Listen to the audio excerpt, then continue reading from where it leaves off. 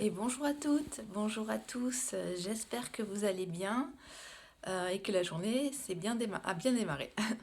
Alors aujourd'hui, je vous propose un sujet qui est plutôt douloureux sur le principe et que vous pouvez, selon votre cas, selon la vie que vous menez, le gérer de manière plus ou moins sereine.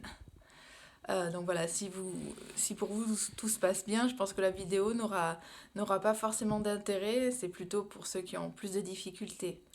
Donc le sujet d'aujourd'hui, c'est le licenciement. Voilà, il peut arriver à tout moment de la vie professionnelle. On peut le voir arriver pour le coup, s'il y a un plan social ou quoi que ce soit, on peut s'y attendre. Ou bien il peut être vraiment brutal. Et dans ces cas-là, c'est encore plus compliqué parce que c'est vraiment comme se prendre un mur, si vous me permettez l'expression. Donc voilà, comment vous allez gérer cette annonce? Comment vous allez rebondir et comment faire pour ne pas vous écrouler? Donc tout d'abord, il faut, comme d'habitude, vous reconnecter à votre enfant intérieur et l'écouter. L'écouter énormément. De quoi a-t-il peur? Qu'est-ce qu'il craint? Qu'est-ce qu'il ressent?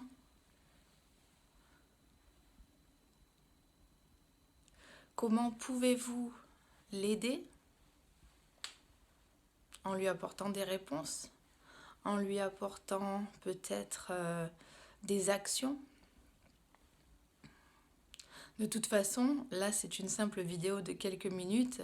Il faut bien vous dire qu'il va falloir compter plusieurs semaines, voire plusieurs mois avant que cette situation soit digérée. Ça c'est évident et c'est tout à fait normal, hein. Ça, il n'y a pas de souci là-dessus. Mais c'est vrai que peut-être vous pourriez essayer de vous attacher à, à vivre cette période compliquée tout en essayant de vous préserver des temps de repos et des temps de distraction. Ce n'est pas parce qu'on est licencié, donc que l'on devient demandeur d'emploi, que l'on perd une partie de soi. On perd un travail, mais on ne perd pas la personne que l'on est. Voilà, c'est important à ce moment-là de vous reconnecter à vous-même et à vos différentes identités, identité de peut-être de parents, de conjoints, identité d'enfants, mais également peut-être identité de, je sais pas moi, de collectionneur de trains, de créatif, identité de motard, de sportif. Enfin bref, vous l'aurez compris, vous êtes composé de différentes identités en vous. Voilà, c'est important que vous n'oubliez pas que perdre votre travail n'est pas vous perdre vous-même. Vous êtes toujours là. Vos compétences et vos qualités professionnelles également. Ne remettez pas en cause la personne et le professionnel, le ou la professionnelle que vous êtes. La conjoncture économique est compliquée, ça c'est un fait. C'est pas comme il y a 50 ans, on rentrait dans une boîte et on y faisait sa carrière jusqu'au bout. À l'heure actuelle, ça bouge énormément, c'est en constant changement. Et c'est vrai qu'on peut très bien aller 3 ans dans une entreprise, puis ensuite 5 ans dans une autre, etc., etc.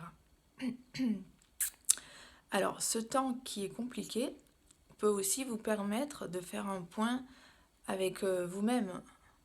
Où en êtes-vous dans vos aspirations professionnelles? Est-ce que vous avez envie d'un changement ou pas? Est-ce que votre métier vous plaît? Et dans ce cas-là, continuez dans ce secteur-là. Accordez-vous peut-être un temps de vacances, c'est-à-dire, voilà, vous venez de prendre, comment je pourrais dire ça, comme si quelqu'un vous avait mis un coup de pied à l'arrière du genou et paf, vous êtes tombé au sol. Voilà, laissez-vous le temps de vous redresser aussi. Vous pouvez tout à fait avoir 1 ou 2 semaines où vous coupez un peu avec tout ce qui s'est passé pour en fait récupérer de l'énergie dont vous aurez besoin pour le coup pour attaquer les premières recherches d'emploi, les premiers rendez-vous avec Pôle emploi ou Cap emploi ou tout autre organisme de ce style-là. Voilà, il va falloir de l'énergie et de l'enthousiasme.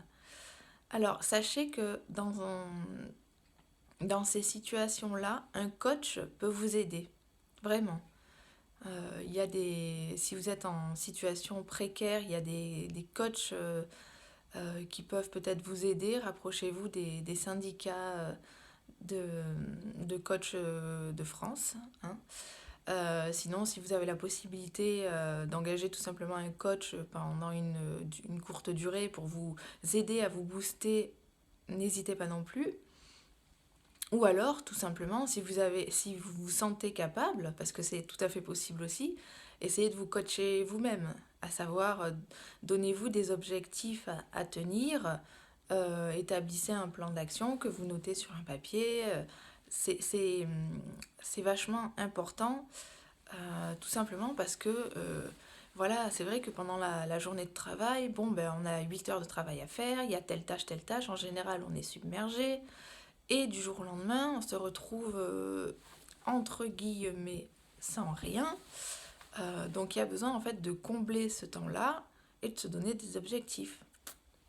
Moi, selon la personne, ça va être peut-être faire une formation, peut-être envoyer 10 courriers par jour à différentes sociétés. Ça va pouvoir voilà, écouter votre envie à vous, et faites en fonction. Si vous souhaitez du coup devenir indépendant, foncez. Si vous, qu'est-ce qu'il peut y avoir d'autre? Euh, Si vous souhaitez aller à la rencontre d'autres dirigeants, allez-y au culot. De toute façon, qu'avez-vous à perdre? Eh oui, qu'avez-vous à perdre? C'est intéressant cette question. Puisque vous repartez d'une page blanche, on ne peut rien vous enlever puisqu'elle est blanche. Un peu d'audace, ça peut payer. Écoutez, j'espère que cette vidéo vous aura peut-être permis de sourire un petit peu, de dédramatiser la situation, bien qu'elle soit très compliquée et j'en suis tout à fait consciente. Je vous souhaite bon courage pour la suite et n'oubliez pas que vous êtes tout à fait capable, que vous avez les capacités, les compétences. Si ce n'est pas le cas, formez-vous pour en apprendre de nouvelles, mais que ça va le faire. Je vous souhaite bon courage et une très très bonne journée. Bye bye!